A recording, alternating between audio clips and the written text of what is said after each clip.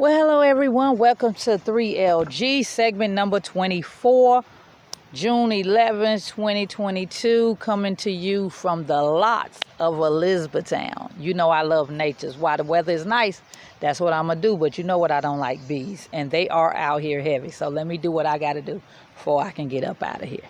All right. Welcome to you, like I said, to 3LG. Those of you that are new, I'm glad to have you. I'm glad you stopped by. Those of you that's my faithful few, thank you very much. You know I appreciate and love you to the fullest. Today we're going to talk about talk being cheap. That's the name of today's segment. Talk is cheap. Before I continue on, go ahead and subscribe, share, for you can be on point with everything that is dropped every weekend.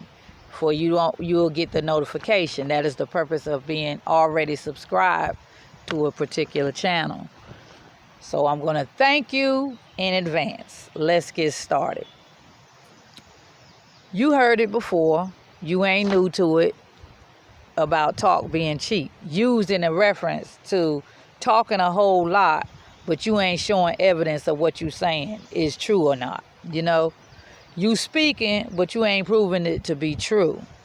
People used to say, put your money where your mouth is, you know, but that's more so on the gambling side. So we won't embellish on that side of thinking, but just for you to get a feel of what I'm trying to say about talk being cheap. Okay. Today I want to bust it down about just that. Talking is cheap. Putting out is priceless. People can talk a good game, but their actions actually speak louder than anything they could ever say. You know, like their bark is bigger than their bite. Yeah, you heard that before too.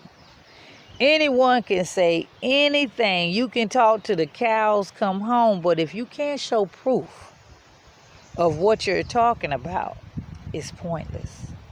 Nobody will believe you. Nobody will trust you or what you're saying. Your word is cheap. Okay? And we do know what cheap is. I use the word cheap because we often associate cheap with no quality or little quality. It doesn't last, you know, in your ear, out of your ear, and it's not worth your time. That's what I associate cheap with. Not only me, plenty of people probably do. So that's why I'm going to use that word. Being cheap means you just talking, honey. You ain't, your words don't mean nothing. Honey, it ain't nothing like glue, honey. It don't stick, okay? And that's why it's important that you understand exactly what just talking is. It has no meaning, no value, and not worth listening to. Let me give you some prime examples, okay? The first one I'm going to give you is about parents, okay? Parents, for instance, always talking about what not to do, but we doing it. As I've said before, it's not what you say, it's what you do. Because you could tell your children anything, but they're watching you. They watching what you do. And now I know she ain't say not to be doing that, and that's what she doing. And you know, my terminology when I was out there in the world was, don't worry about what I'm doing, honey. I'm trying to get you right. I'm where I need to be. But you got to get there. But that's the worldly way of thinking, okay? Because it's important that your children see an example. See about where things will lead if you follow a certain path. So it's good to project a positive image before your children, okay? Like another example with parenting, you getting beat on the regular, like you got a spouse or a boyfriend or whatever, and he tearing your head up all the time, and sometimes right before your children, and you telling your children, never let nobody beat on you, but you letting this man or this woman beat on you. Come on. You talking. your talk is cheap, okay? You can either leave that individual, get counseling with that individual, along with some praying. But you ain't got no business telling your child not to do that, not to be in a relationship that's abusive like that. But you in one that, and they looking at that. That's backwards. Talk is cheap, okay? Another one, as a parent, you sleeping around, you fornicating, whatever, you entertaining men or women privately in your room like somebody that's not even yours, okay? In front of your children, okay? How you laying up, fornicating and soliciting, but you gonna tell your child that they can't do that? The worldly mind is, oh, I can do it, boo, because I'm grown. But you just a child. What if your child grown? No, honey, we got to stop that way of thinking. That's the worldly mind. You ain't saved, do you? But if you a saved person, that is not the way of thinking. First of all, if you save and that man is not yours, you're not going to be entertaining no man in your bedroom. No way. And definitely not in front of your children. That's just not what you do. And if you're doing it, you better cut that out. Because that's not showing a good example. And even if your children are gone and out of the house, live your life as if Jesus Christ is right beside you if you save. Yes, we going to mess up. Jesus right there anyway, whether you picturing that or not. So it's important that you live your life like Jesus is right there hooked to your hip. And maybe we wouldn't do some of the things we doing because we don't imagine it like that. Okay? But anyway, practice what you preach. It's not what you was or were. It's what you are and what you're doing now. That's being a living example to your offspring. Don't worry about what you used to do when you was of the world. And if you still in that world, honey, when you come in out of that world and you get saved, honey, you must be the example not only to your children but other people that's in Christ that may be in the same boat with you. So you have to not think about it just all about you. It's about everyone that's trying to do right and live right. Be that example. That's what I'm trying to say. As an unbeliever, an unsaved parent, your mindset is different. I know because I've been there. I know. And it's a difference when you're committed to Christ, just like I said. I did what I did out there in the world, but regardless, I never did stuff like that in front of my kids, okay? Some call it sneaky, honey, but I call it protecting my parenting, okay? As a worldly parent. But as of my growth as a saved person, I cut out for the most of it, all the down low period, I didn't worry about protecting my parenting once I got saved. Now I am led through the learning that I get every day following Christ to protect my parenthood. I am the example. I don't want to keep secrets. I don't do dirt and build mud pies. I fall sometimes and I rise back up. I don't wallow when I fall, okay? And I allow my children to witness my growth. It's a learning experience for me and my children. They know I'm not going to always do things right. They see me now, Mom, okay, but I ain't perfect, but I'm putting that big E forward. E in meaning effort. You got to put effort to be doing the right thing. When you living for God, that's what you got to do. When you don't care about living for God, you do you and you don't care. Okay? But when you save, honey, it might be a little rougher than, what the worldly people, they doing them. But honey, the reward will be later on. Trust me. So get on board now. Second example, talk being cheap at a workplace. How you talk when your boss is around versus how you talk behind his back. If you don't talk with a level of respect, as well as when you talking, on a negative side, about one's action, you need to keep your mouth closed, because whatever you say in a workplace behind your boss back, you should be able to say it in his face. Do as a saved person in the world that's two-faced. That's what they do about their colleagues and about their boss.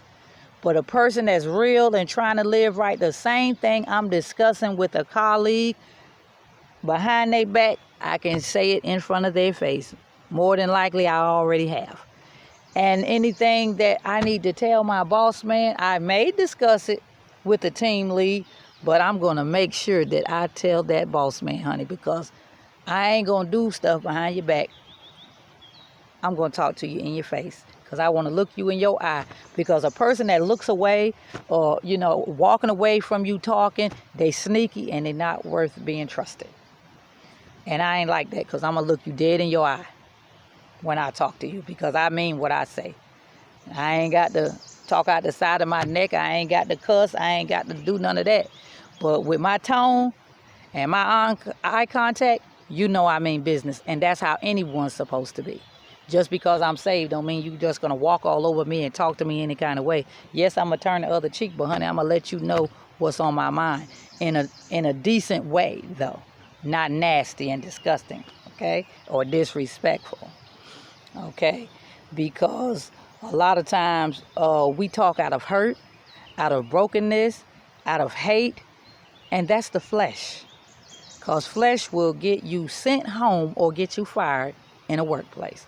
So you need to watch out with that. If you're a boss and you talk about what you're going to change and alter, but you don't do anything about it,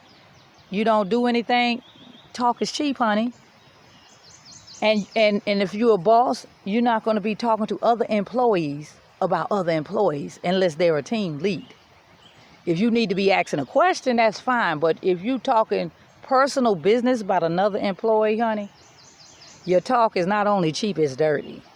So you don't need to be doing that, okay? If it's something personal, you need to be talking to that employer, not everybody that they work with. Straight like that. Sometimes we get amnesia. Don't remember, you say one thing, somebody asks you about it, now you got amnesia. You better watch what you say, because people will get amnesia on you. Sometimes we bring attitudes from home to work. Don't do that, because we have nothing to do with what happened to you at the house, okay? Sometimes we speak when we shouldn't. If somebody didn't ask you for your opinion, somebody didn't ask you a question, mind your business. Don't give your 2 cents unless you're asked or it's implied, okay? Point blank period, okay? And the main thing at a workplace is to remember, your work should and does reflect who you are. Your attitude is a part of your presence. You are what you project. Respect is a given. You should always respect yourself and everyone around you. How's somebody going to respect you and you don't have any respect for yourself? It's impossible. Moving right along. Third and final example of talk being cheap. Within a relationship, don't expect people to drop everything to cater to you and you don't be at the beck of every call for them. Who is you? Okay? Don't put in 50% and expect 95%. Don't come to the table empty-handed. Oh, you got all these ideas of what your perfect mate should be. Oh, they need to be working, have their own car, their own house. But you broke and living at home with your parents. Or you living with a family member. You don't even own your own place. But you want this man to be your knight in shining armor, or this woman to be making all this long dough, and she got to be GQ and all this kind of stuff, but you looking like a bum. Don't do that. Don't expect more from somebody else than you bringing to the table yourself. Don't do that. Talk is cheap, honey. Honey, be about it. Be about it, honey. Treat people how you would want to be treated. Talk is cheap. Your actions means a lot more. It's worth more. It can be respected more. Just like you could say, I love you 1,000 times a day, but it's not valued unless it is shown. Same apples to your face. You can say you saved all day long. If we can't witness it, we don't see the fruit that you bearing, and we don't see it in action, and we don't see a testimony unfold or a prophecy fulfilled, your fruit may be withering, honey. For real. We are known by the fruit we bear. Talk is cheap, honey. Don't talk cheap, honey. Put out. Prove. Do what you say you're going to do. Be who you say you are. Do what you say you're going to do. Let your word mean something. Don't let your talk, the words come out your mouth, be cheap or infected. From my heart to yours, I love you. A brief word for the people of God, for the people that's under the sound of my voice that haven't yet joined the team of God. I love you, and I expect you to please, please, please don't wait too late to get saved. I can't push you, I can't make you. All I can do is pave the way, help you learn. The rest is up to you. Stay tuned for segment number 25 on 3LG next weekend. Peace.